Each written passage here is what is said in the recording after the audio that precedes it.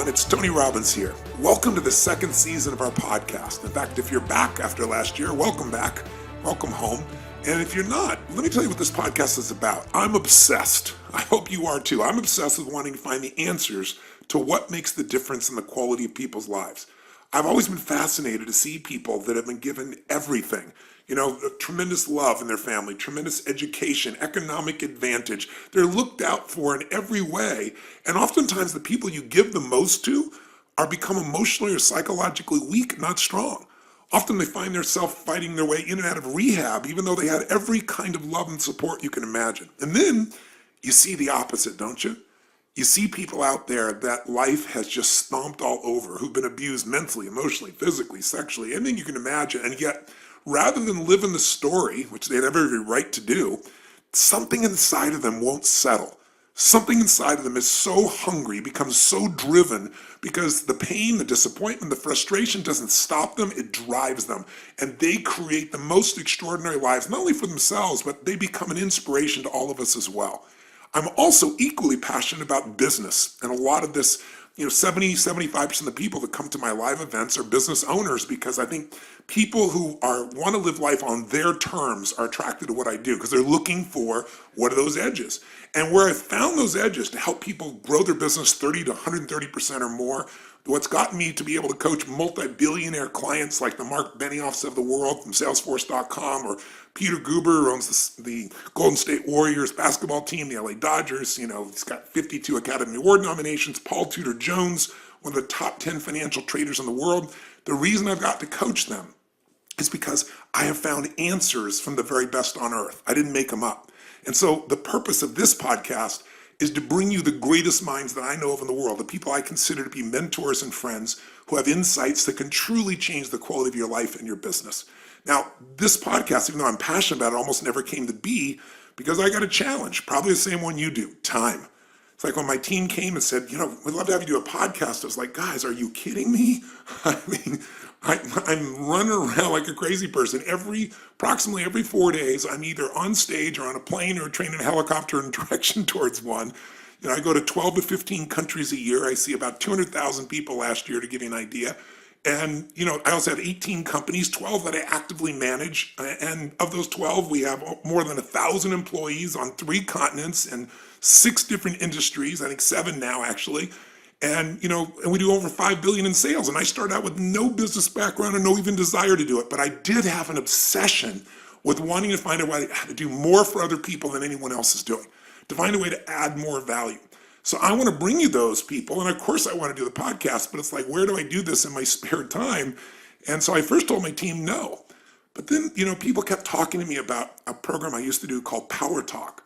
And I did it for about half a decade, where at that stage of my life, I interviewed all these brilliant people, and it's still a favorite product for many people. And I thought, well, I could do this. I could bring the greatest minds to you if I could get some leverage. And so last year, the way we did it is we created our co-host who did the actual physical interviews. I set it up and gave people the frames and the follow-up. And that was Anna, and she did an amazing job. I'm very grateful to her. But this year, I'm going to do some of the interviews as well, and I want to mix it up.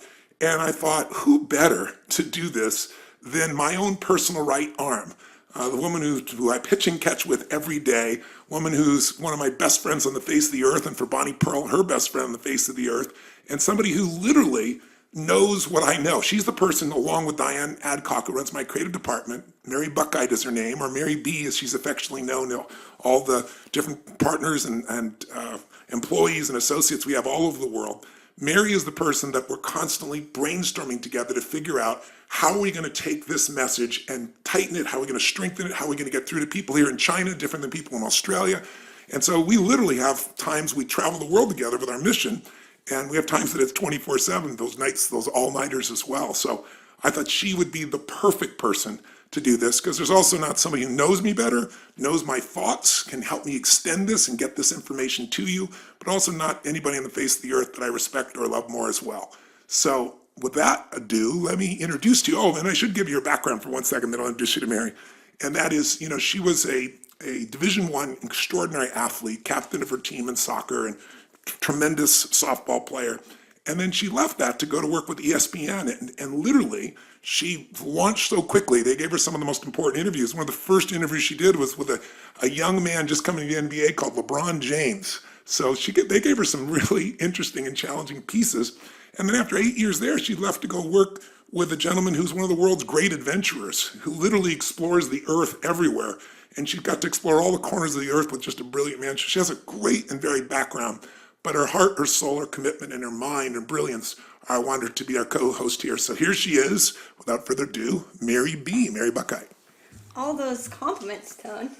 And really, I'm just like human Velcro to you. That's my biggest. That's my biggest achievement, is living this life in your shorts pocket, traveling everywhere with you and Bonnie Pearl. Yes, you are my Velcro friend, and you read my mind, so I'm very, very grateful. So let's talk with our team here in this first podcast, and we're going to do a part of this together, and then I'm going to leave it to you. But let's start with, let's talk about who this is and why are we bringing this person out for our interview for the first part of the second season. I am delighted to tell you why, Tone, because this is a human being who is a graduate from Brown University, and not a standout athlete in one sport, but in three. And again, at Brown, which is not exactly a safety school over there in Providence. So graduated with a degree in psychology. We love to talk to her about picking the brains of other human beings. She herself then went on to become the #1 triathlete in the entire world, even though at age 23, she says she still could basically only swim to save her life. Never had any technique, coaching, training, never got in the water, never got in a pool. And then she comes on to be the world #1. How do you do that, Tony Robbins? You're going to love this because that's what we asked her. We dug into her psychology here, and you're going to fall in love with this lady because, listen, you're a business owner, many of you. You're an athlete yourself, or maybe were at one time, and maybe you didn't take all that you had from athletics to the next part of your life. And I found that athletics is really about peak performance. I wanted to do this interview with her because the Olympics starts this Friday. And I think it's an opportunity to think about this. These are the greatest athletes in the world. These are people that had a vision larger than anybody else, but they didn't just talk about it. They didn't get enthusiastic about it. They figured out how to convert that absolute vision into reality where they competed with everyone on earth. And now they're coming to this final competition. There's very little that could be more inspiring. But to hear this woman who couldn't even swim, barely keep her head above water, deciding, just making that decision, just like starting a business, just like saying I'm going to take my company public, or I'm going to make $1 million or 10 million or $1 billion. You know, there was no reason that she should be able to feel certain she could do this. But she made the decision within herself, and then she went on the journey. And this interview, I think you're going to be very touched by. It's one that I don't care if you're a business owner or if you're an employee for someone else, or you're a mom or a dad, or you're an aspiring athlete, or you just want to go to another level. It's a reminder that any of us can go from the worst to the best if we're willing to pay the price and if we understand the fundamentals of how to coach ourselves and get quality coaching to get from where we are to where we want to be. And by the way, if you are a business owner, you're also going to be driven by this podcast because we're going to dig into her psychology, not how she went from doing what seemed impossible to making it real, turning her vision into reality, but also she's now the world's greatest coach. I mean, if you want to become a triathlete and you have the money, the time, the energy, and the true commitment, the first thing you want to do is make a journey to Boulder, Colorado to see. To Boulder. That's right, to see if you can get Siri to take you on. So I'm going to ask her, how do you build a championship team, an Olympic championship team? How do you recruit people? How do you know if they're the right ones? How do you know when to let go of them? All the things you have to do in your business, or maybe even in your personal life as well at times. And how do you build sustainable success in anything? You were telling me a quote about her. What were you saying? I was saying that I think that what the essence of Siri Lindley really is I was listening to an interview, watching that she did on TV, and she said she basically went from being crappy to being, in her words, on the top, basically, which is, as we know, the #1 world ranking. So if you want to go from being crappy to being #1 in the world, you better listen, take a few notes here. What do you think, Tone? Here's the pathway. So without further ado, meet Siri Lindley. Hello? Siri? Oh my God. We have Tony. contact. Oh my goodness. Sorry for the logisticals. Oh my God, no problem. I am just, Tony, I have to say, this is like a dream come true, just hearing your voice on the other side of the phone. I seriously I can't understand if this is a dream or not, because you're highly responsible for like a lot of anything at all that I've done. Oh, you gotta be, that's a compliment, because I've been so excited to talk to you because your history is so unique. And you know, my whole life is about finding people that just make decisions and then make the impossible happen. And you've done that in your life multiple times. So it's really a privilege to have you on the podcast, and I really appreciate you taking the time. Oh my God, it's such a great honor. So really, thank you so much. I mean, a lot of what I learned from you helped me to have the courage to make those decisions that I had to make. So really, thank you Well, very, very well, much. you're very kind. You give me more credit than I deserve as all your hard work. But No. let's jump into it right away here.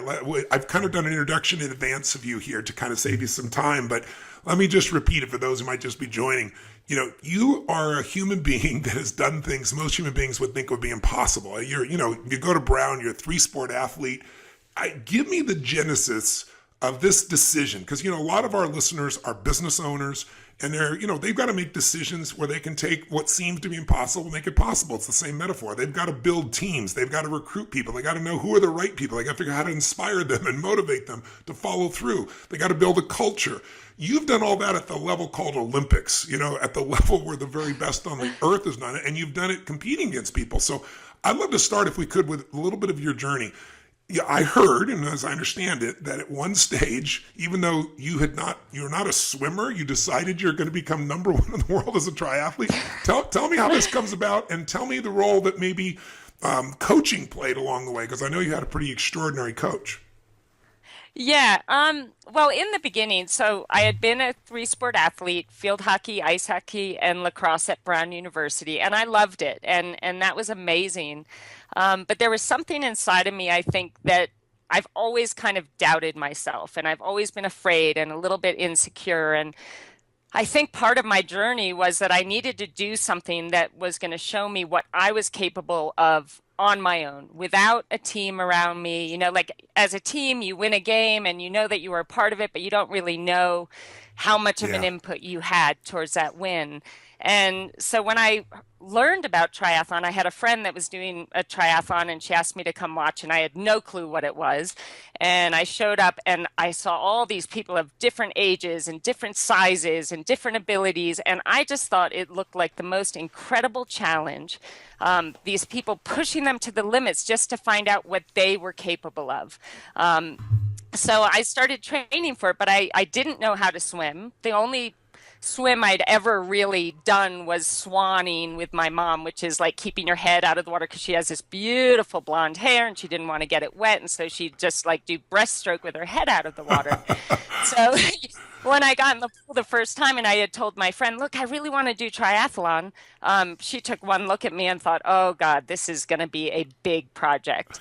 I didn't really tell anyone how far I wanted to go or what I was dreaming of. But as time went by and I had been training for a few months and I was a complete disaster basically in all three, I just knew, in my heart and in my gut that I had to do this and I had to take this as far as I could possibly go. And I told my mom that I wanted to be the best in the world. Which is crazy. She kind of laughed at me because she had seen me practicing. Um, so When your mom my doesn't first believe in you, it's not very promising. exactly. So that was a little scary for me, but I thought, no, I'm still going to do it. And I flew out to Colorado. I'd been living in Massachusetts at the time, and I flew all the way out to Colorado because I wanted to do a race where no one knew me. And I did this race, and the first thing, they line you up, and you have to kind of put yourself in the group of your same ability. But I had no idea about what swim times were or what 100 meters was. And so they asked me, what lane are you in? And I said, I don't know. I don't know. And I was getting all nervous and all these people were lining up behind me. And they said, you've got to tell me, are you a 120 per 100, 130 per 100, 140? And I'm like, I don't know, just 120. And I got myself in this lane because I didn't understand what that meant. And oh my God, it was like all these amazing swimmers with these like triangular backs and they looked so fit. But I was such a dork at the time, and I still am, that I was so eager to have my best race that I just stood right up at the front of all these, gods with these triangular backs and started the race in front of them and got absolutely pummeled on the swim. And it was just like, it was the scariest thing, but it was awesome because after about half this swim was done in a pool, and so I was just getting pummeled every time they went by me. But the great thing was that when I was only halfway through my swim, they were all done. So I actually had the whole thing to myself. I was just so excited. My mom standing on the side of the pool with my spandex pants, which again, terrible mistake. I'm trying to get in my spandex pants and I'm all wet. So I get on my bike and I'm hammering away on this, heavy 100-pound bike, but loving it. And, but people are looking at me funny because I'm grunting and groaning and obviously don't know what I'm doing. And I get off on the run, and I was thinking, okay, I'm used to this. I run up and down a field in field hockey and lacrosse. I'm just going to do what I do out there. And I was just doing these flat out 100-meter sprints as hard as I could go, to the point that gagging and I'm huffing and puffing. And I covered the whole 5K like that, just these 100-meter sprints followed by a gag and didn't notice a thing. I crossed the line. I was just so thrilled. And my mom was there. She had packed up everything in the car and she's like, okay, let's go. And I said, wait a second, the awards are at 1:00. Like, we can't leave now. And she looked at me like, oh my God. My daughter was like, of course I didn't get an award. I was literally, probably last place. And I got home that night. Well, actually, that day I was just on cloud nine. It was like the greatest challenge of my life. And I'd just been totally inside myself the whole entire race. But that night I got in bed and I closed my eyes, and suddenly all the disgusted looks on the people's faces, like watching me like, oh my God, why is that girl even trying to do this? Like, look at her. That's so embarrassing. And oh my God, she's got a spandex pant halfway down her leg and the other one up by her, and all the faces that I didn't really pay attention to during the race, but suddenly they were all flooding back into my mind. And I just broke down in tears. I was so upset. And I went into my mom's bedroom and I woke her up and I'm bawling. And she said, I know, honey, it's okay. Like, there's so many things that you're good at. Don't worry about it. I have never wanted anything so bad in my life. Wow. And it was in that moment that I just, in stating it to her, I already knew in my heart. But there was just something about being so terrible at something and all my insecurity, I was able to put it away during the race, but it all kind of came back with the looks on people's faces and that memory. And that actually really, really motivated me to just want to become, first of all, just proficient in this sport that I so desperately wanted to be good at.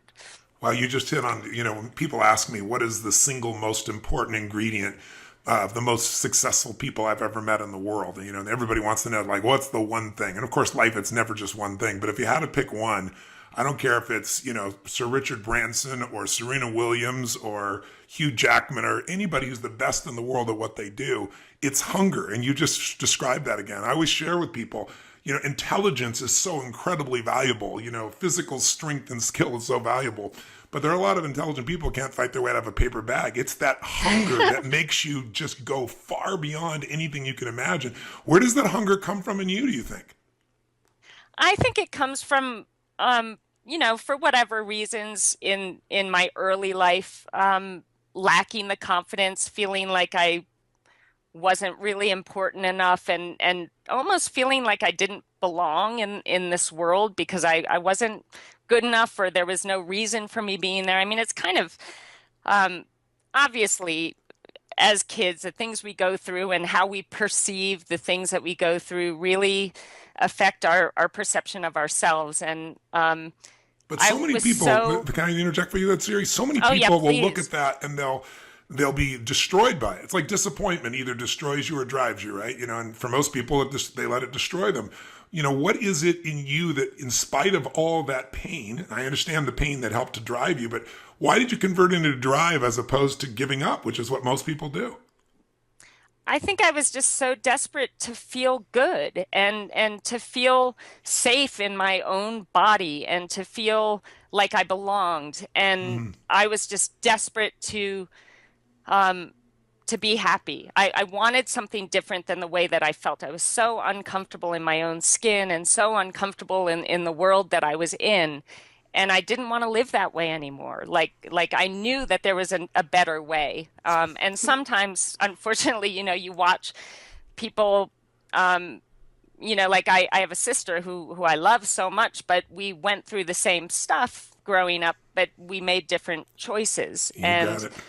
and Yeah. sometimes I feel guilty in a way that, I've been so blessed in my life, but I do feel that it is a choice. You have to make that decision. I don't want to feel bad anymore, It's beautiful. and yeah, so that's where the hunger came from. And it was more just, I mean, first and foremost, wanting to just appreciate and like myself, Yeah. So, and yeah. feeling safe because I didn't really feel safe, in my life anywhere else. And I at least wanted to feel safe in my own skin. Wow. I think, for women especially, most men have no clue. I ask men very often in seminars, how many of you have been worried for your safety at one point in the last 6 months? And usually I get three hands, maybe five hands in a room of 8,000, 10,000 people.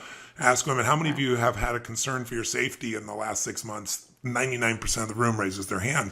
And so it's interesting that you converted this. So what you felt this sense of, is it the strength that gave you the safety? It was the sense of mastery? I'm just curious.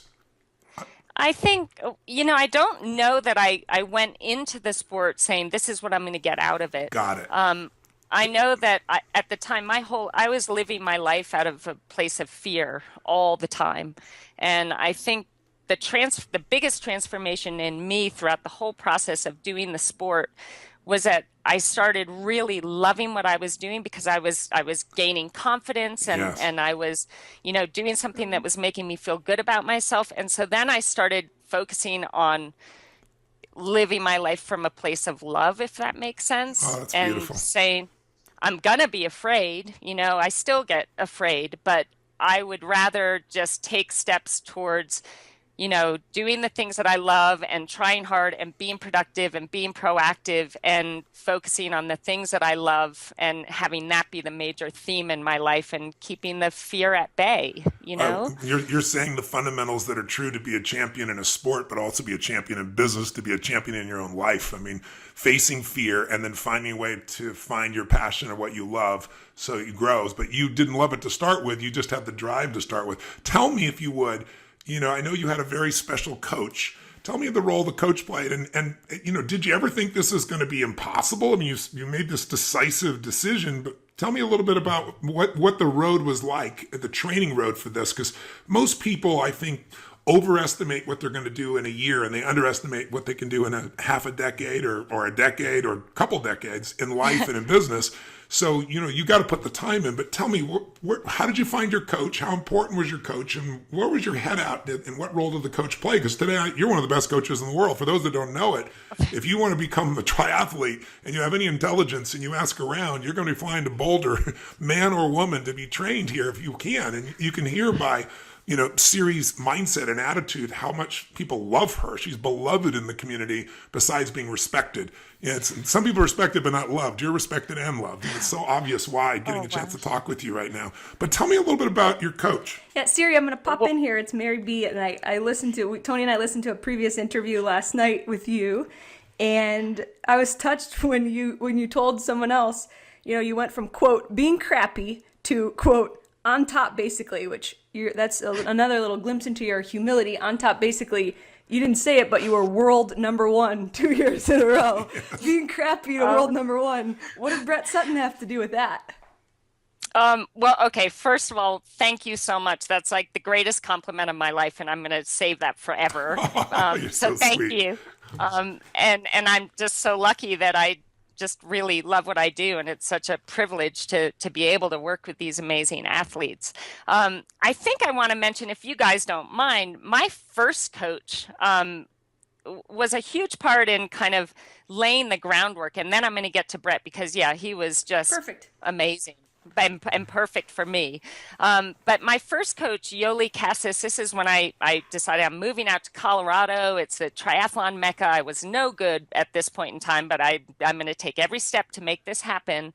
And I moved out here. And what I loved about Yoli, she was so passionate about the sport. And her take on me was, I want to train you, first of all, knowing that you as a human being are far more important to me than you as an athlete. And she always Wow. kind of, It's like in business. stressed the fact that like who you are as a human being is way more important than anything else. And I really love that because I really believe, I think some athletes, there's kind of like a fear of success because they don't feel like they deserve, to do well, or there's something that limits them in that area. And I really feel that her influence on me in wanting to really focus on being the best person I could be, first of all, and then being the best athlete I could be was a really great way to give you that comfort that, you know what, I've been the best person I'm capable of being. I've worked my butt off, and I deserve to do well, to have that faith that you really believe that you deserve to do well. So she was just amazing. And when I went to train with Brett, oh wow. I mean, he's a special person in that he is just brilliant in getting into the mind of the athlete. And I'd been doing pretty well. I had a New Zealand coach, Jack Ralston, that I'd been working with for a couple of years, and I was trying to make the Olympic team in 2000. Everything was going great. I was coming in fourth place in pretty much every World Cup race that I was doing. And that was awesome and all, and it put me in a great position to qualify for the Olympic team, but it wasn't quite enough. So of course, in my heart and in my mind, I'm thinking I'm just not good enough to take that step onto the podium. And so I started, well, actually, I should tell you that the Olympic trials came along and I was the second ranked American, and everybody thought it was going to be a sure thing that I made the Olympic team. And I'd moved to Australia and lived like a monk for 6 months all by myself in an apartment. I was on this kick that I thought, I'm going to be my strongest if I know that I've done all of this on my own. There's no support You're one team. of us, Sarah. You're one of us. We were all holed up for 6 months before. It was so awful. I had my altitude 10. I was like watching Neighbors. I don't know if it's this horrible, oh, actually, I shouldn't say that. This great show in Australia that was like. Yeah, you better watch yourself there. You just lost a country of fans. And I love Australia. But no, it was a show that entertained me every night. And I'd eat my dinner. I'd get in my altitude tent and I would visualize the perfect race. Every single night, my goal was for 365 days, I was going to visualize the perfect race on the exact course that the Olympic trials were going to be on. And the problem with that, I mean, there's a lot of problems with this whole scenario. Number one, I'm someone who thrives on love, and I thrive on my family and my pets and all of that. And I don't know why I felt that all had to be put aside for me to prove how strong I was on my own. But I did that, and I felt like I needed to do that at the time. But when I got into the Olympic trials race, the gun went off. I dove into the water, and within 200 meters, somebody had swum right over the top of me and dunked me under the water, and I lost touch with that group, the front swim group. Oh. And in my visualization for 365 days prior, this never happened. I literally choked. I mean, I was swimming as hard as I could and not even moving. Came out of the water near last. I got on the bike, which at the time I was feeling the strongest I'd ever been on the bike. I was just dropping further and further back. So as hard as I was going nowhere. And this was a really pivotal moment for me because, after the race, everyone's like, what happened? Are you sick? Did you have a flat tire? And I knew in this moment it was so important for me to be accountable to me and to acknowledge what really happened. And that was that I choked. I had made this race the be all end all for me. It was everything I ever dreamed of. Was just purely focused on me and making the team, and it was too much. And, it just got the best of me and I froze, and that was my Olympics. I didn't qualify. Well, I qualified as an alternate, but I wanted so much more than that. But I think in acknowledging what happened, that really allowed me to move forward. If I had tried to fool myself and make up an excuse as to why things went wrong, I think I just would have, I wouldn't have gotten any better. So I acknowledged that I choked. And at that point, another one of the athletes that I used to race against, Loretta Harrop, who's Australian and watches Neighbors. She felt really bad for me. I think she knew how badly I wanted it. And she wrote me a letter and said, look, if you come and train with my squad and my coach, I know he can turn things around for you and help you achieve what you deserve to achieve. And so I wrote him right away. I thought, wow, this is an incredible, honor to be invited. And I wrote him, and all I got back was, I'm, you need to get here in 1 week to Switzerland. I'm the boss. I'm going to think for you. And, I don't know, I should have it in front of me to read it. It was very powerful. It was very scary. And so I flew home to the United States and literally, packed my bags and moved out to Switzerland to train with Brett Sutton.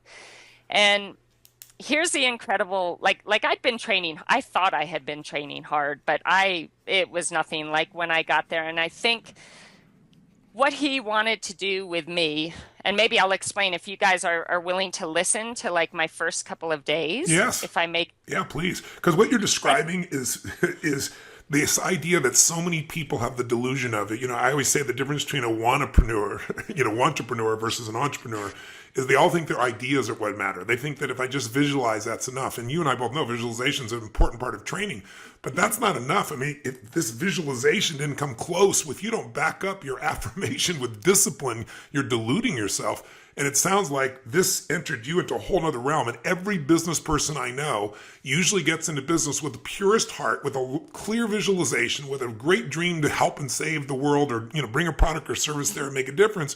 But those ideas are not enough. Ideas are, a dime a dozen. It's the people that can execute, right? The people that can get themselves to do the things no one else does. And that's what you had to do. So when you started training with him, did it look, what was your mindset? I think I saw a video or an interview, one of them with you a week ago, where you were describing it, that what he was wanting to do the impossible. Is my memory right about that?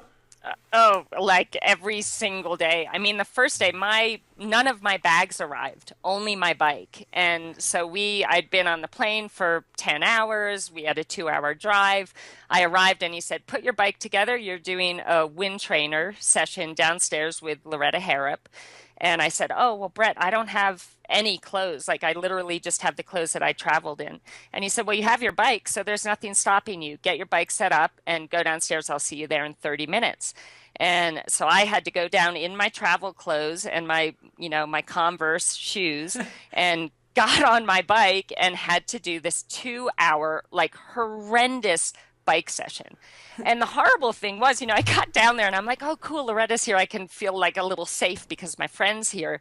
And I walked into that room. She didn't even look up at me. She had her head down. She's hammering away on the turbo, doesn't even say hello, doesn't like laugh at the fact that I'm in my travel clothes riding my bike. She just ignored me because she was in the middle of the session. And I'm like, oh my God, I'm so taking scared. every ounce of herself just to get through it, probably, right? Yeah. And I guess, that's what I learned. That's how we do things. It's laser focus. You do the session, you get it done. So I did that session. Then it was time to go to bed. I mean, this was pretty late in the afternoon. So I woke up the next morning and the plan was we're going to ride 25 kilometers down the mountain to the 50-meter pool. And I thought, oh, cool, great. I can see if my bike's working.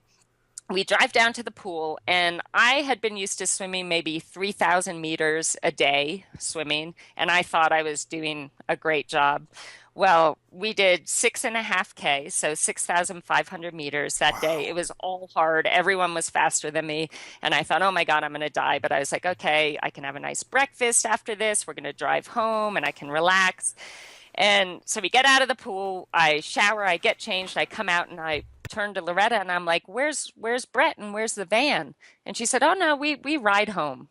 This is our bikes, our transportation. We ride home. And I'm like, oh my God. Up that mountain. And she said, yeah, don't worry about it. Go with Jane. She sucks. Go with Jane. So I'm like, oh God, like this is just crazy. But I'm like, thank God I can go with Jane. And Jane apparently sucks, which is a terrible thing to say. I must say she's a little bit harsh. But so we start riding up the hill and Jane proceeds to kick my butt. I mean, she drops me within 5 minutes and I'm like, oh my God, I can't even keep up with Jane, who supposedly isn't very strong. So we ride 25K back, and that took, about an hour and a half because it was just up this huge mountain. I get home, I get in the bath, I eat a big lunch, and there's a knock on the door, and it's Brett again. And I'm like, oh my God, like I'm going to die if he asks me to do anything else. And he said, it's time to run. So come on upstairs. I'll meet you in 10 minutes. We're leaving then. So I go upstairs. I've got my big water bottle. I put it on top of the car, and I'd forgotten something down in my apartment. So I ran downstairs and came back up, and my water bottle it had like one sip left in it. And I was like, guys, who drank my water? And Brett said, you don't need that. You should have drank enough in between sessions. You're not allowed to have water during sessions. So I'm like, okay, oh God. So we get back in the van, we go back down to the bottom of the hill, 25 kilometers, and he says, okay, everybody out, lets us out of the car. And he said, I'll see you back at home. And we had to run up that mountain 25 kilometers on the same day when I had done more than I've probably ever done in one single day. So I got home that night eventually, hours later. And now when I look back, I think, oh, I must have felt so exhilarated, but I was like terrified. I'm like, this is my first day. There's no like getting over the travel. Like he's just giving it to me.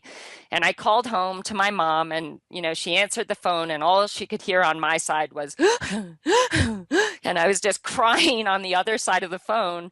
And she said, listen, if you can't hack it, come home, but just do your best and see how it goes. Well, so that day, we basically every day after that was nearly exactly the same kind of a challenge that seemed so impossible and scared me to death where I'd be shaking before the session. But each day I was able to finish it and I was able to accomplish whatever task he laid in front of me. And what was so brilliant about that was that what he was doing is he knew that every day he was scaring me to death. But he also knew that every day I stepped up to the challenge and I did what he asked, and I was successful in overcoming that fear and making it happen. And I tell you, that was just the most powerful thing I could have ever received from that experience, because my problem was I didn't think I was tough enough. I didn't think I was strong enough or, brave enough to make these amazing things happen. But over a 3-month period of time, I was proving to myself through his guiding me that I could. And that was incredibly powerful. So I'm very grateful for the experience. Siri, one of the things that you just outlined for me was an important distinction that I want people to have, which is so often in life, people don't begin something because they just don't believe it's possible. Something inside of you wanted this. You have this hunger that in spite of your fears and your uncertainties pushed you through. But one of the things I try to tell people is a belief is a poor substitute for an experience. Right? You had your beliefs about what was possible, and then you get a hold of the right coach and he gives you some experiences. Now, to your credit, most people would give up. You just continue to push yourself through, but you develop more and more, not just physical muscle and speed and strength, but the mental side has to have been a transformation. How would you describe the difference between you today as a human being, as an athlete, as a coach, compared to what you were like before you went through that transformation with him? I just feel like such a different person on the inside because I'm happy to live in my own body. And I mean, the mental side of things is just, it's so critical. And for so long, I was just self-sabotaging, in everything I was trying to do. I was self-sabotaging, not to the point where I wasn't trying and giving 100% effort, but where I would let myself fall into bad patterns of, doubting myself or thinking too much about what everyone else was doing and, not keeping all the focus on me. And I think now, I mean, just like what you were saying, I believe that if somebody wants something bad enough and they're willing to do all the work necessary to make that something happen, that anything is possible. And I believe that with all my heart, because I'm living proof of that. So I'll never doubt. This is the whole reason we wanted to interview you, because because it's so rare. Most people who become athletes are such extraordinary athletes, at least early on, people see them as such, or they've been training in a sport for their entire life. They don't make it all the way through college and then decide you're going to shift sports to one where you don't even know how to swim. It's just like, I mean, you are such a delight in this area. There's this quote by Michelangelo, and it's, I saw the angel in the marble, and I carved until I set it free. Yes. And as a coach now, I use that quote every time I'm thinking about taking on an athlete that wants to be coach. And right away, I put that quote in my head and I think, do I see the potential in this person? Even it's like looking at me when I first started the sport as like this disaster who had no skill whatsoever. But if I could just feel something or see something that would give me that vision that I believed in. And I think that we all have that ability to have a vision for ourselves in our future. And then it becomes about making the choice to make that happen, to do whatever it takes to make that happen. And that means facing your fears. It means, breaking patterns that always, lead you the wrong direction. It's a matter of, changing the things in your life that need to be changed to set you up for success and to be okay with failing. Everybody has this fear of failure, but the way I see it, every time I failed miserably, I grew so much and it made me better able to achieve greater things in my future. So you almost need that failure. I'm not saying, I want failure for my athletes, but I think we grow so much more through the failures than we do the successes. And so being okay with failing and understanding that that's, 2 steps back, 3 steps forward, is crucial. What you're talking about is exactly the same for the business owner. That's, their capacity to be able to face their fears, their capacity to step back up from all the disappointments, their capacity to, compete in the marketplace and lose and still get back up. I mean, you and I both know that's everything. But I think so many people relate to athletics, but they don't relate it back to their own lives very often. They just look at you as this super extraordinary human being. But you're bringing up another question that I want the listeners who own businesses or are part of anything. One of the things we have to do is decide who we're going to spend time with. And in business, we got to decide who we're going to hire. And so, what do you think that he saw in you there back in Australia that was making him willing to bring you on, even though, quote, by your description, you're a disaster? He must have saw something else. And what is that thing? If you're looking for someone, you're going to decide you're going to commit to coach them. You're going to bring them into your company, so to speak. How do you know they're the right person? What criteria? What are you searching for? You say you feel that spark. Tell us what that looks like. What do you think he saw in you? Have you ever asked him? And what are you looking for to make your choices about who you're going to bring into, your family, so to speak? Yeah, so I finally asked him actually after I retired. I said, Brett, why in the world would you take on someone like me? And he said, Siri, I was watching you do a race in Australia.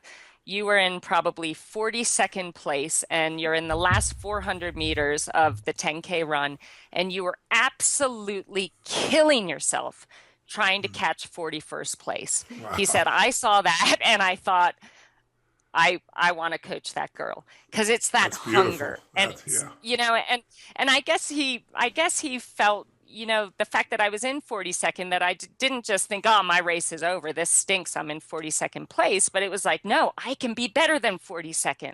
I want to go for 41st. Yeah. And so it's that hunger and it's that, that desire. I think, I tell my athletes when they go out to do the biggest race, of the year, like the Ironman World Championships in Kona, I say, all we want today is for you to go out there and try to be better than you were yesterday and to race your race and be the best that you can be in as many moments as possible.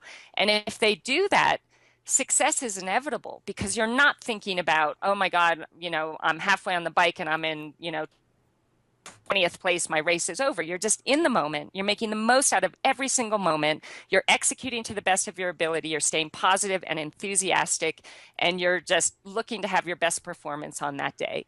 So as far as, taking on athletes, I think some of the crucial characteristics are having that hunger, having that passion, having a really solid work ethic, having respect for their teammates. And actually one of the most important things is having that appreciation for this amazing opportunity that they have to train at this level, to race at this level, the fact that we have, you know, two arms and two legs and we're able to swim, bike, and run, having that appreciation for the everyday and all the things they're able to do every day. Because I think that's key. It's feeling like what we're doing is actually, it's a great privilege to be able to do this. I know what was my main motivator in races after I started training with Brett, and something that changed, you know, how I went into races. I had been feeling so thankful for these incredible gifts, and those gifts, not physical gifts, because I obviously didn't really have them in the beginning, but the desire I had and the willingness to suffer out there and the willingness to push myself to my limits and the opportunity to do so. And I felt so grateful to whatever God you believe in or whatever entity you believe in. I felt so grateful. And what I was so desperate to show my appreciation for that to the entity that I believe in, that I said to myself, the best way I can show my thanks is to go out there, and when the gun goes off, I give it everything I have, that I am recognizing my abilities and my talents and my gifts, and I'm going to use them to the fullest to celebrate them and show how much I appreciate the fact that they're mine. And that changed everything for me, because it wasn't about, I have to make this team, I have to win this race, I have to make a paycheck. It was about, I just want to show my thanks for what I've been blessed with or what I've worked hard for, and the fact that I'm able to do this. And I really actually, now that I'm able to be a little pickier in choosing who I want on my team, I want that kind of perspective. And it doesn't make anybody weaker. It doesn't make anyone, you know, less tough or less relentless out there. It just is a much more positive environment to work in. Plus, I believe. you know what you do is you become proud of yourself as a human being. So often you hear people talk about, I have no self-esteem because of what people said to me when I was a child or something. And I was like, It's so convenient you remember those things and you forget the good things. But here's the truth. Someone could tell you your whole life you're beautiful and you're magical and you're skillful, and you can still not believe in yourself. And someone can tell you you're a total piece of you know what, and you can say, screw you, I'm going to show you who you are. We're not controlled by what people have told us. The only way to have self-esteem, which I hate the term, but inner pride, is to earn it. And the way we earn it is by pushing ourselves beyond anything we think we're capable of, which is why I wanted to interview Why You're So Beautiful. You know, Coach John Wooden, as you probably know, is one of the greatest college basketball coach in history, won 10 out of 12 NCAA national championships, 88 games in a row, and with different players. It's not like the NBA, right? Every year you're losing some of your players, the college players. And I interviewed him, and I asked him one time, I said, you know, I interviewed him about 4 times over my lifetime. And I did the last live interview with him, which was very touching. But the bottom line is, I asked him, I said, which team is the one you're most proud of?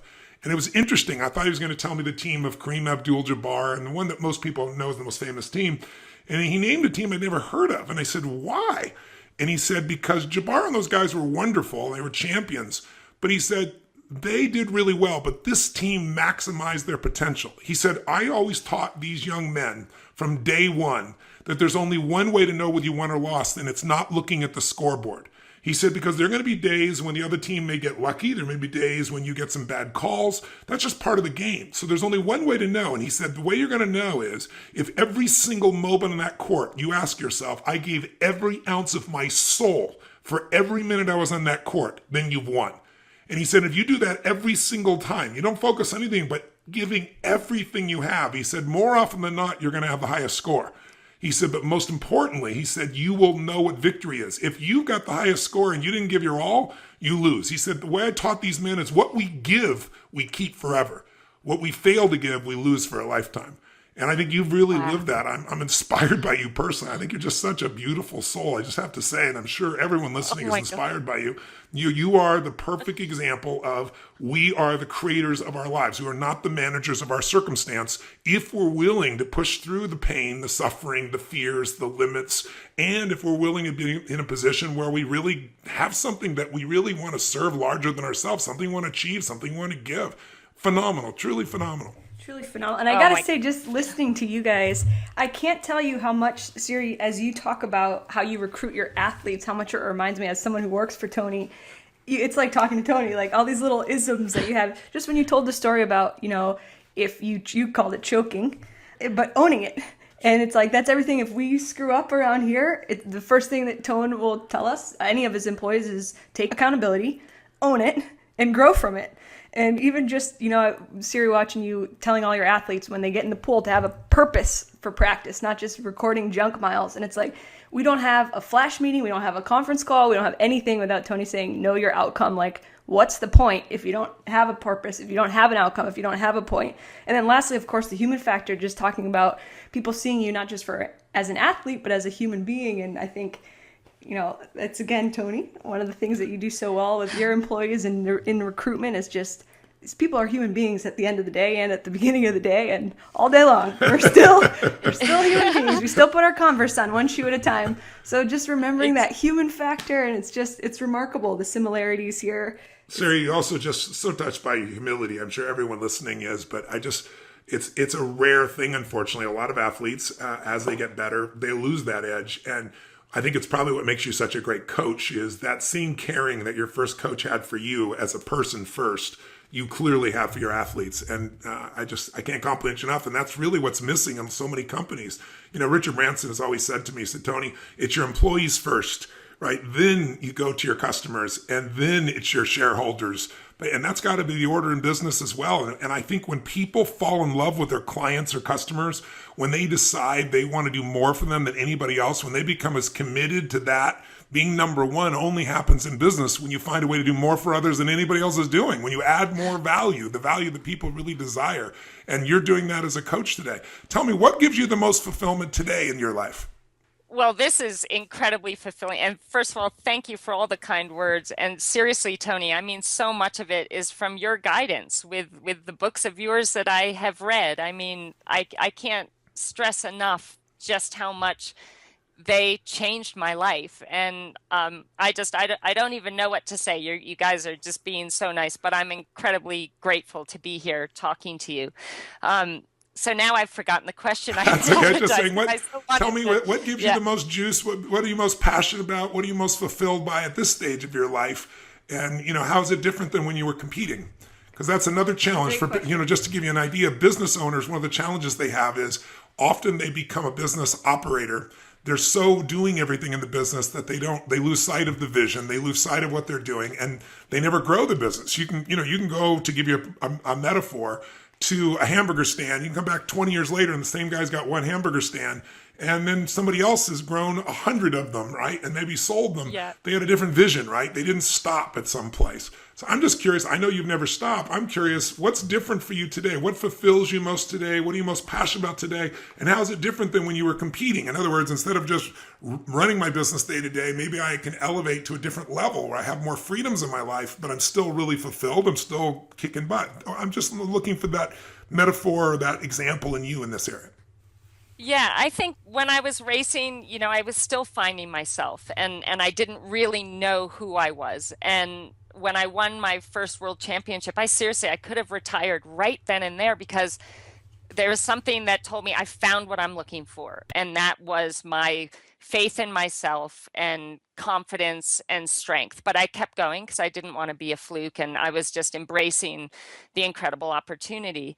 And when I first started coaching, I mean, there was still, now I've gone into this whole new area where I'm guiding these athletes. And when an athlete comes to me, it's like they have their dream and they're basically like putting it in my hands and saying, I trust you to help me achieve this dream. And when I know what my dream meant to me, it was like everything to me. So I think it's such an incredible privilege when an athlete trusts you with theirs. And so what continues to inspire me today, as it did 10 years ago or 11 years ago when I started coaching and as an athlete, was just wanting to be the best that I can be every single day, not just for me, but for these amazing athletes that have entrusted me with their dreams. And I feel, I'm asking them to perform at higher and higher levels every year because the level of our sport keeps getting better and better. And if I'm asking that of them, then I need to up my game each year too. And so I get passionate about learning and passionate about, studying different sports and reading and, trying to find ways to strengthen myself and what I know and how I can do things. So that constantly inspires me. Siri, I gotta say, You and Tony are like brothers from another mother. Everything that you're saying, I'm laughing over here. I have to interject because I'm like gonna crack up. Tone, there's not one day that Tony doesn't like learn something or read something. And he's like, I gotta share this with everyone. And you're like, Oh my God. I mean, to be seen as a possible like cousin of Tony's, wow, like that's the ultimate compliment right there. But I think as an athlete, the big thing as an athlete was that I hadn't um, accepted who I was fully. I came out as gay when basically after I retired from the sport, and that was really hard to carry around this secret and and to try and be something that I wasn't. And then, I met my now wife, Rebecca Keat, and fell madly in love with her. Oh, And that's who's a friend awesome. of mine who's also just as wonderful as you. I have to just say, I'd be remiss if I didn't say what a doll Rebecca is. yes, she is, we had known each other for 15 years, but obviously, we were at times in our lives where we didn't even really look at each other in any way except, wow, I just love that girl. She makes me happy. She makes me laugh, and, can't wait to see her at the next race. But when she asked me to coach her in 2012, we started working together.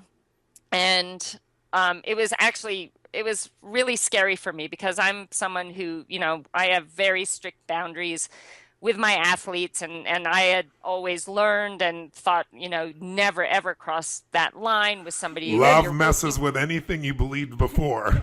Even your monk life.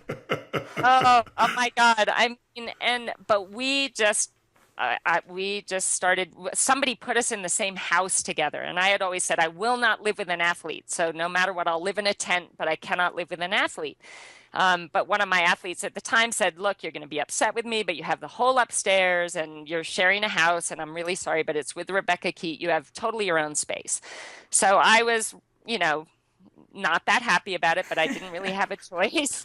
And I just had long talks. I just got to know her really well. And I tell you, we just fell so madly in love. And when we realized that that's what was happening, we had to sit down, and she said, I'll retire. I won't do the sport anymore because I want to be with you. And I said, Wow. well, no, I wouldn't do that because I didn't want to let down these athletes that rely on me. And I said, well, I need to sit all of them down and talk with them about it and let them, voice their concerns or ask me questions. And we did that. And everybody was so incredibly supportive because I've had a lot of, I don't want to say bad luck in love, but I've made bad choices and I've been really You've hurt. And learned.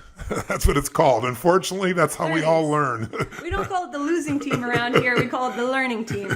and that's my favorite thing. You're either winning or learning. So yes, I totally agree with you. And I really had kind of almost come to the point where I'm like, I love my life, I love my job, I love my animals, and I don't need to find anyone. But when you find a love, and this is a love that as a even a 4-year-old kid, I can remember thinking about, God, I just like, I don't know if I actually consciously thought these exact words, but it was like I wanted a love where I felt safe and I felt appreciated and somebody that made me happy. Um, and I just never had that. And I almost thought that it wasn't possible. But as Beck and I started spending more time together and falling in love, I thought to myself, you know what?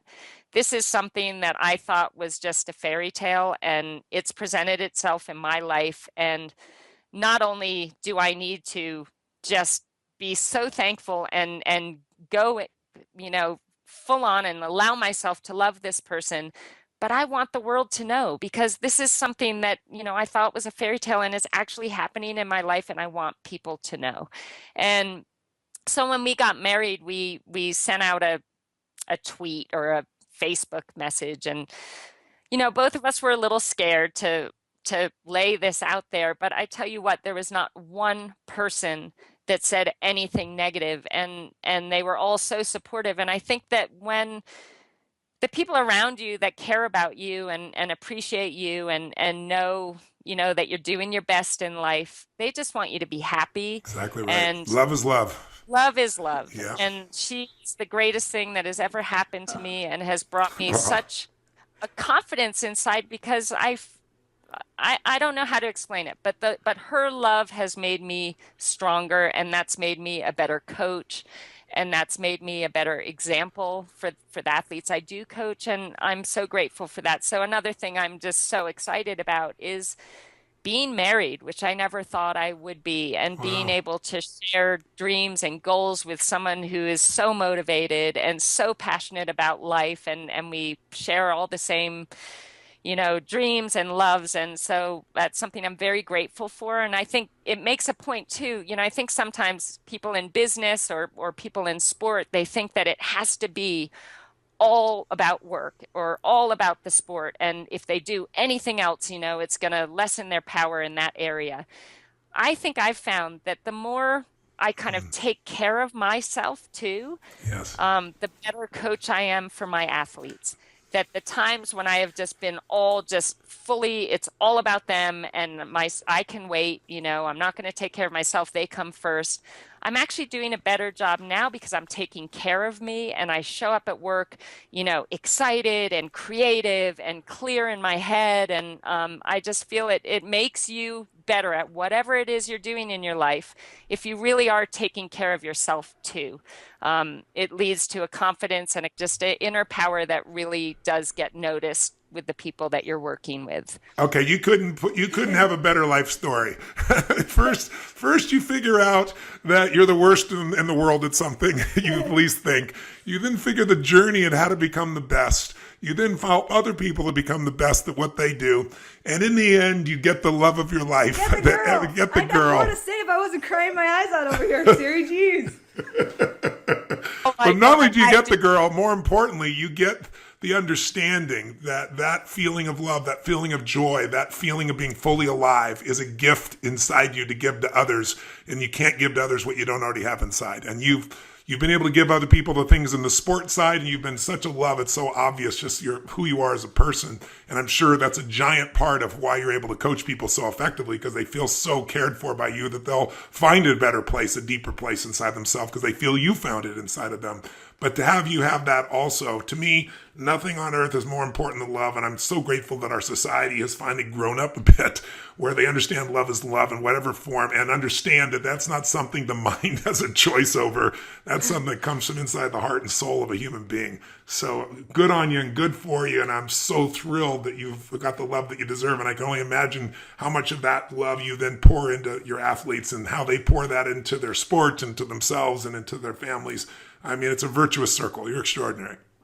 Oh, wow. Thank you so much, Tony. I mean, that's my ultimate goal is I just want to be the best that I can be to bring out the best in others. And I just don't even know what to say to your words. You're just so amazing and so kind, and I'm just so grateful. So thank you. I mean, this is probably the highlight of my life to this point right now. So just You're being so able to sweet. talk Don't to tell you. But she knows I've already told her. She knows. No secrets. No secrets. Well, I'm grateful to Mary and I guess her girlfriends that put us all here together that know this circle, but I'm really grateful. I want to ask you one more question, final question.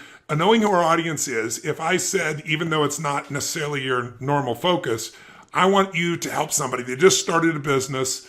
To do that, you got to believe in yourself a certain extent. But just like anything, once you begin the endeavor, your confidence and your ideas and your visions get tested as they have been for you.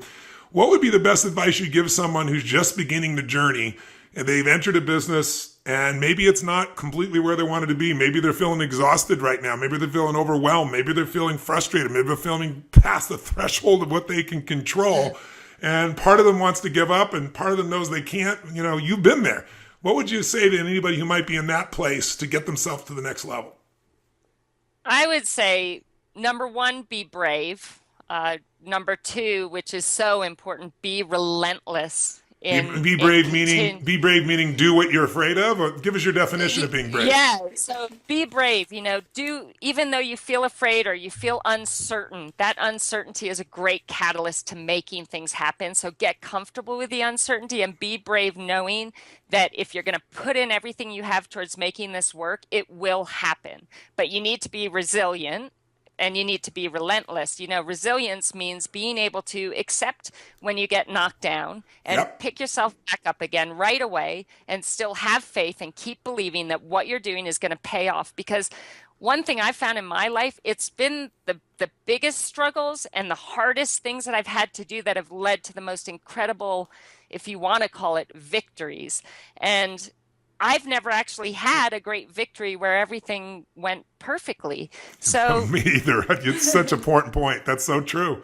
never. And so, Never. be resilient, get knocked down, but you get right back up again and be relentless in your pursuit of making this happen because it will happen. And I believe that the universe, on purpose kind of makes it harder for you to find out if you really have what it takes to follow through with what you want to be doing. So, be brave, which also means believe in yourself, believe in your vision, be relentless, be resilient, and embrace the process. Like, I mean, there's no greater gift, I think, than for me being able to look back at where I started. We were just talking about the other day, Tone, about how people, a secret to look at how far you've come, that gap of how far you've come, instead Yeah. of the gap that I think people That's a good often thing. look at. That's a good thing for our listeners maybe to catch on to. Mary and I were talking, brand bouncing ideas back and forth, how to get it across to people that a lot of people in life spend their life in so much stress and they don't feel fulfilled because the gap they focus on is the gap between where they are and where they want to be. And that's useful to look at, right? Because it can motivate us, it can drive us. But if you only live there, you don't have the same level of strength and inner resiliency because you can't build on failure. In the beginning, you're not good at things, right? If you're honest with yourself, Exactly. none of us were good in the beginning. And then what happens is gradually you can swap to a different gap and you can gap back. And what I tend to do is make sure that I look back and go, can you believe this is where we are now? And I gap backwards to where I started. And I go, my first speech, is the biggest disaster in the world. My first time trying to start a little company. My first time trying to do this, trying to figure out how, I could make, $1,000 being able to do something. And I just got $1 million to speak for 3 hours. It's like, there's a bit of a gap there. But if I got It's forward, amazing. if I got forward only, then I'm always feeling like I'm not where I should be.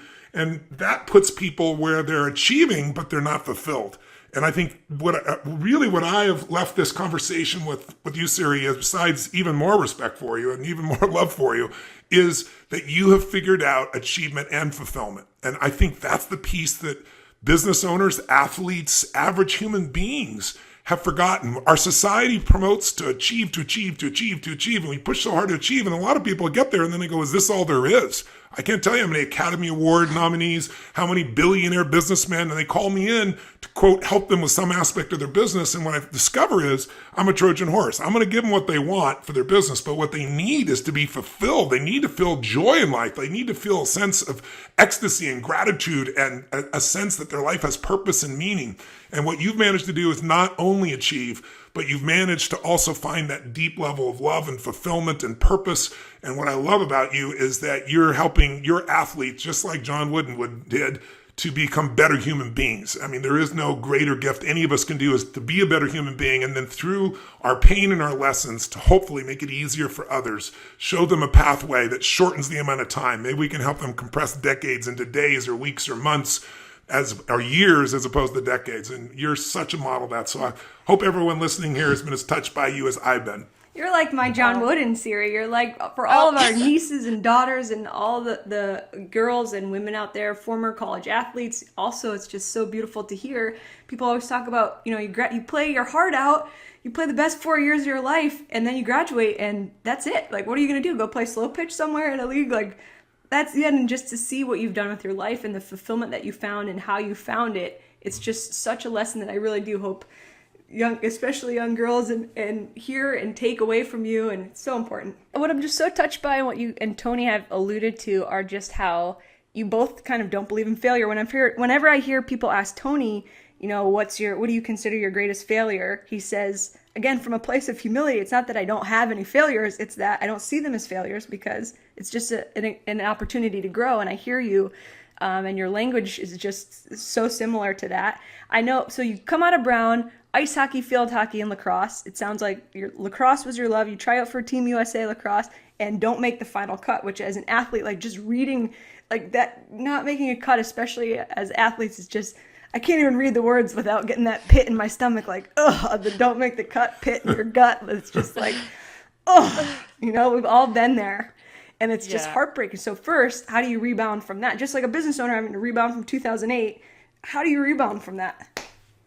Yeah, that was devastating because it really was this great love of mine. I loved the sport of lacrosse and I was passionate about it and I my dream at that point in time was to make the USA team. But I didn't make the cut and I think the biggest disappointment of all, and I think this is just the kind of person that I was at the time, is I was more disappointed in myself that I didn't keep just playing on my club team and working on my skills and getting better and trying harder and go back again and try and make it the following year. And but then I give myself a little credit and I say maybe that just wasn't my destiny because obviously, when I started triathlon, it was so clear that I had such a long way to go. But I still kept fighting for that. Was that the fact that I didn't try and I was disappointed in myself for not trying again in lacrosse, or was it that I was now ready because this is the path that I was really meant to have this journey on. So yeah, it was devastating, but I think the fact that I knew, there's nothing worse than starting something and not finishing, like you have a race and you quit. And those are, I think, the hardest things to rebound from because you let yourself down. Um, but that's also a huge motivator. So when that does happen to you, and it happens to all of us quit in something at some point or fail along the way. And like you said, Mary and Tony, I know you believe this, we learn so much from those so-called failures that they really shouldn't be called failures. Um, so yeah, I think that really motivated me to do it different the next time. And when I found out this love for triathlon, there was nothing that was going to stop me. No embarrassment, no terrible race. Um, Nobody saying, oh, you don't look like you could be a triathlete. Nothing was going to stop me. I was going to stay the course and be relentless and be resilient and make it happen. So again, I think not making the team was one of the best things that could have ever happened to me. You're a better woman than I, Siri, because I tried out for the USA baseball team, made a bunch of cuts, didn't make the final cut, and my way out was, at the time I was writing a story for ESPN about it, so I kind of rationalized, like, after crying my eyes out of like, oh, I didn't make the final cut. Then I was like, fine, I'm just going to be a journalist, which led me to you, Tony, so I'm so there. grateful. Yeah. I'm grateful for that path. You find the right path. You find the path that you're meant to be on, one way or another. Absolutely. Oh my God, and you're doing amazing things now. So that was like meant to be. And look at the amazing stuff you're doing now. So yeah, you put me to shame in a lot of ways, trust me. I just wanted to ask you about your Polo Sport Ralph Lauren sponsorship that came, as we look at kind of the arc of your life from this standout college athlete, and then you moved to Worcester, Mass, which I have been to, and I'll tell you what, it's not the most scenic place in Massachusetts, the state that I love, but you moved to Worcester, Mass to work at the YMCA, and then down the road you're getting this sponsorship opportunity from Ralph Lauren, so you just, again, like the arc of that, the heroic kind of build up to where you are. But still, even that had its challenges, and maybe you could speak to that a little bit. Absolutely. Well, I had moved to Worcester. I actually had been coaching field hockey and lacrosse for a year at Princeton University and then a year at Lehigh University. And my move to Worcester was actually because I had a lot of friends that were gay that lived in Worcester. And it was the only place where I felt kind of safe and felt like I had a little bit of a community of people that I could be me and just like talk freely about who I was. So I got this actually amazing job at the YMCA. And with that came a lot of really down to earth, amazing people that supported me and supported my dream of doing triathlon. So that all was just a brilliant gift. When I hadn't quite made it yet, I had turned professional in 1996. I didn't feel I was ready to turn pro, but one of my greatest heroes in the sport, Karen Smyers, who's a multiple world champion, said, Siri, you're ready. Just don't be afraid. Do it. So I turned pro, and one of my college lacrosse teammates actually was working at Ralph Lauren and was running the RLX part of that company, which was the polo sport. And they were putting together like a mountain bike team and a triathlon team. Actually, her idea was a triathlon team because she knew I was doing triathlon. And she said, Siri, I'm going to really try and put this together and make this happen. It ended up being this unbelievable deal. Our sport has very little money in it. You can't really make a rich living in this sport. And that's, the people that are doing it because they find it so incredibly challenging and they love it so much that it doesn't really matter what they can make from it. It's more about what the sport does for them on the inside. And so my friend got me on this team, and because I wasn't very good at the time, and there was another athlete, Tim DeBoom, who also was kind of at the same stage I was as far as, decent, we had potential, but we'd not really done anything significant yet. So they put together this contract that was just unheard of in our sport. I mean, incredible bonuses. If you win a world championship, they're going to, equal the prize money. And at that time, it was like $20,000 to win a world championship. So suddenly now, if you win a world championship, you're making $40,000. And if you won yeah, no, but that was huge, Yes. Just Huge. massive. And if you win a race, they would, equal the prize money. And most races were $6,000 to win it at the time.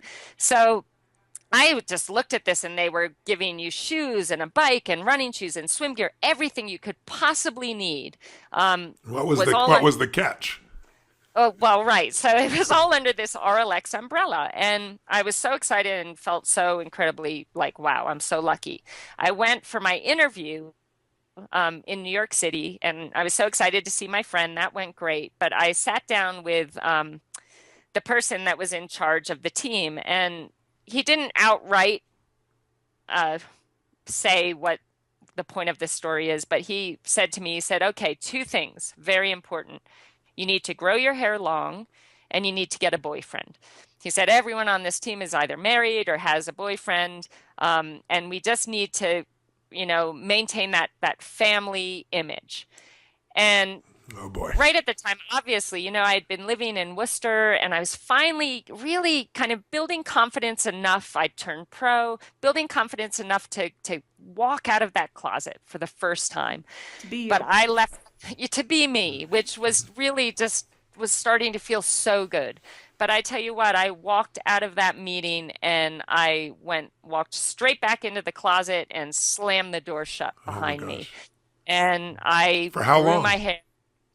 Oh, I mean, the rest of my career, basically. And I went so far back into the closet that by the time I retired from the sport, I actually got engaged to a man the year after I retired.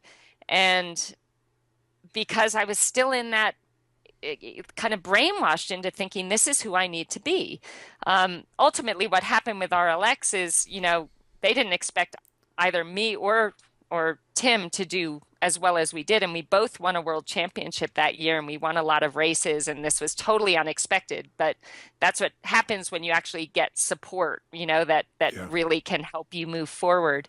And they, after that year, the following year, they said, oh, there's a clause in the contract where we can, get out of this agreement whenever we want. And they actually sent that to me in November. So that kind of meant that going into the year where I was the current world champion, I had no sponsors. So Wow. that was hard as well.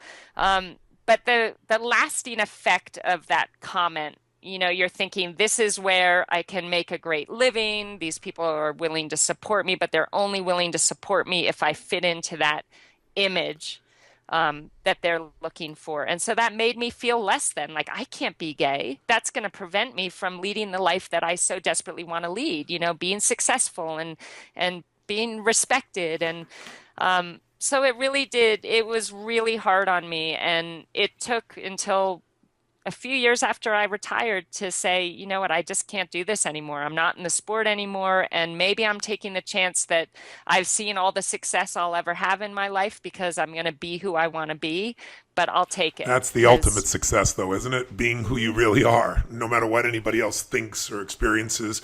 I mean, what would be your advice? I mean, this just kills me to see human beings who, have to hide who they are And unfortunately, more and more in the United States and other parts of the world, we're seeing a change. There's plenty of parts of the world where, you can put to death for something of this nature. It's just, human beings being human beings. It's insane. But what would your advice be here today to someone who is struggling with, coming out? Would you do it the same way again, after 10 years of, going backwards? And would you go through that? Would you step up? What advice would you give? And I can't wait to hear it, Siri, because I have to say I sat in Tony's Unleash the Power Within seminar in 2006. That was my introduction. And there's a process where you write down your limiting beliefs, the Dickens process. And Tony kind of tells a story of his previous limiting beliefs of, everyone, the generalized limiting beliefs of humanity. Either I'm too young or I'm too old or I don't have enough money or I don't have the resources and for me, I was sitting in there and you write it down in your notebook and then you share with the person next to you. And I remember thinking like, my biggest limiting belief or one of them is like, I'm gay. Like I can't be like this to either my family or my future employers or like, and then I was like, I can't even write this in my notebook because after I write it down, I'm going to have to share with the guy next to me. And I don't even know if I am really ready to like have this be a conversation. And I think it's just like when you have that struggle of like, I don't even know who I am. Like it feels like it doesn't feel so esoteric to say I don't know who I am when you're like, when you're so strong-willed, and I am too, that there's a part of me that's like, screw it. I'll just marry whoever they want me to. Like, it's not even in a lay down or like a concession, but it's just like, well, if it's the achievement. It's like, if this is what's going to help me achieve this, then sometimes I think we just kind of go blind and it's like, yeah, just you force it one way or whatever. I don't know, Siri. What would you say? Yeah. Well, you're so right. And in a sense, we're rejecting ourselves in that moment and pretending to be something that we're not. But I would totally do it differently now.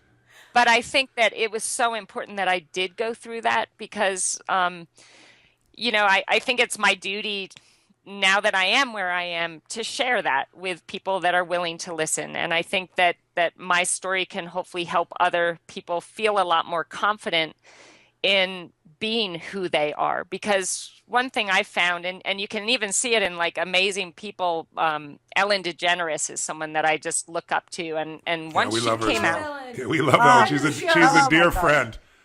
No, stop it. Oh my God. Well, she's just like my most favorite celebrity in the world. But to see her, she went through that. She came out, she lost her TV show, went through kind of, I imagine, a tough time. But look at her now, and I feel that when we accept ourselves for who we are, and when we decide, you know what, I'm going to celebrate who I am and be who I am and not let anyone tell me that they don't agree with it. I feel like at that point, when you're willing to give yourself that kind of credit and have the courage to be you, that you can achieve so much more. And so in my being able to share this story, I feel like I kind of like, I achieved some great things, thank God, in the sport, and I worked hard for those. But I feel like your possibilities in your life and what you're capable of achieving become so much greater when you are free and you can be you and you can be authentic and you can, really give all of yourself to the people you choose to have around you and the people that you are, sharing life with. So I think so maybe I wouldn't change the way I went through it, but but I like being able to, I'm writing, actually my book is coming out in September. And one of the things I really wanted to put in that is that how we were in our past doesn't have to be our story forever. Like, you may be in a place that you're not proud of. I wasn't proud of the fact that I was completely in the closet and literally brainwashed myself to actually get engaged to be married to a man when I knew I was gay. But, I finally found the courage in due time to be me, and I changed what my life looked like. I didn't have to live that life. I didn't have to be scared. I didn't have to be shy. I didn't have to lie and say, yeah, I love me, whatever. By being me, I felt like I suddenly had way more ability to achieve the things I really dreamed of. Doesn't it really free up energy inside you that now can be redeployed? The energy that's constantly monitoring to try and make yourself safe or make yourself be in the right place. My experience is, doesn't it unleash that energy for other things?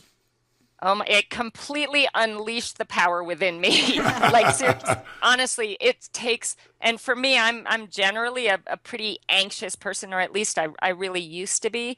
And yeah, having to hide and having to think about what you're saying to this person and how you talk to that person, it's exhausting.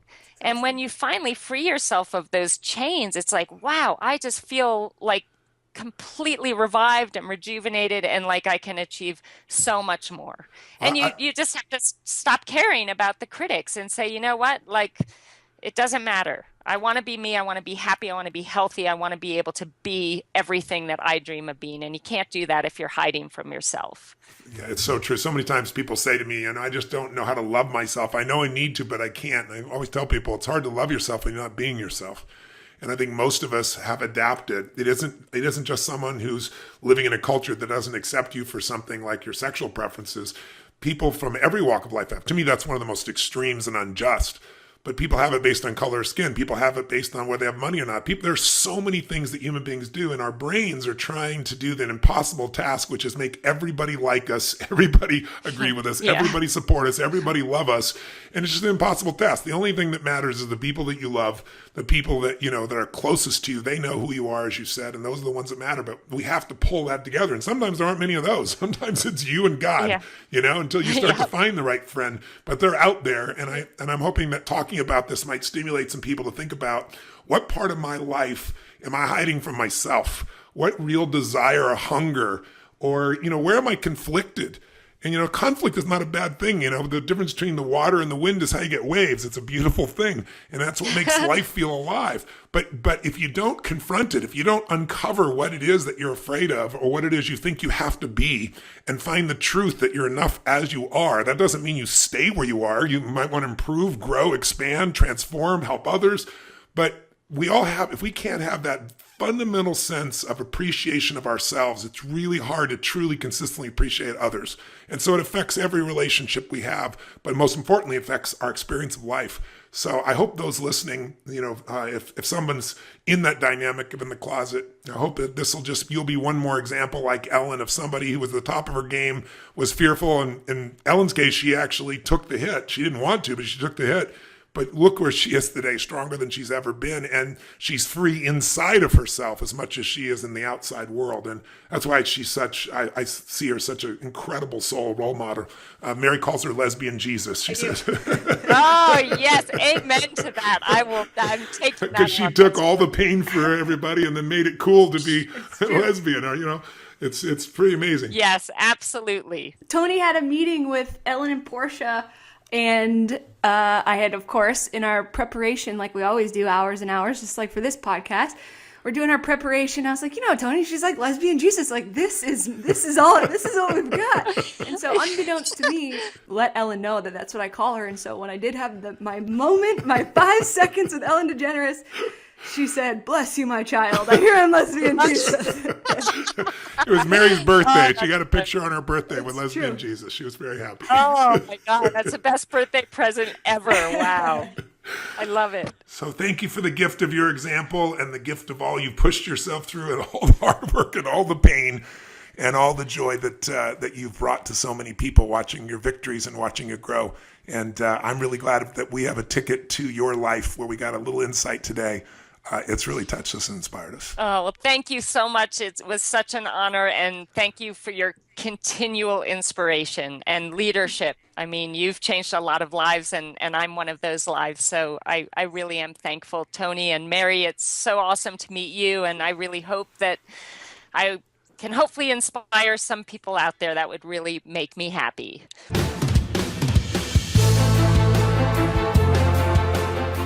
Well, you just spent 45 minutes or an hour, whatever we cut this down to, with an extraordinary soul. And I hope it inspired you as much as it did to Mary and myself.